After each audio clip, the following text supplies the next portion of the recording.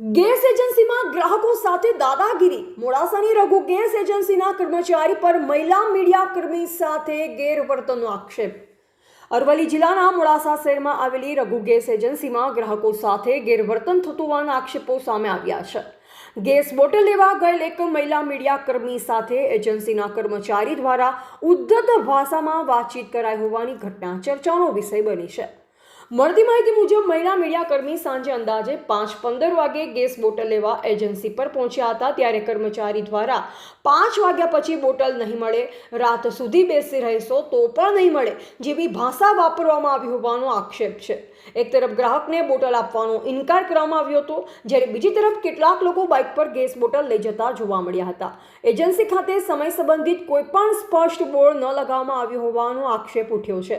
ઘટનાની જાણ થતાં અન્ય પત્રકાર મિત્રો સ્થળ પર પહોંચ્યા. તેમની દરમિયાનગીરી બાદ તાત્કાલિક મહિલા મીડિયા કર્મીને ગેસ બોટલ આપવામાં આવ્યો અને મામલો થાળે પાડવામાં આવ્યો હતો. આ સમગ્ર ઘટનાએ અનેક પ્રશ્નો ઊભા કર્યા છે. જો મીડિયા કર્મી સાથે આવું વર્તન થઈ શકે તો સામાન્ય ગ્રાહકો સાથે કર્મચારીઓનું વર્તન કેવું હશે તે એક ચર્ચાનો વિષય હાલ તો બન્યો છે. હવે જિલ્લા પુરવઠા અધિકારી દ્વારા સમગ્ર મામલે યોગ્ય તપાસ કરી જવાબદાર સામે કાર્યવાહી કરવામાં આવે તેવી માંગ ઉઠી રહી છે.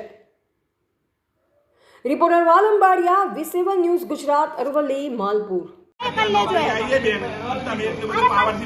પાવર તો તમે બતાવ્યો પત્રકાર. અરે બેન, હું તો કર્મચારી છું. 5 વાગે કોઈની ઓફિસ બંધ થાય. મારા આખા દિવસનું કામ સાંજે કરવાનું હોય. મારું નામ સુભદ્રા આસારી છે. હું 4:45 બોટલનું પૂછવા ગઈ હતી રઘુ એજન્સીમાં. તો એમણે પછી કીધું હા બાટલો લઈ આવો, હું તમને બાટલો આપી દઉં છું. તો બાટલો લેવા ગઈ ત્યારે કીધું તો બાટલો હવે તમને નહીં મળે, કે હવે બંધ થઈ ગયું. પણ એમને હું પૂછીને આવી હતી 6 વાગ્યાનો ટાઈમ છે એવું કીધું.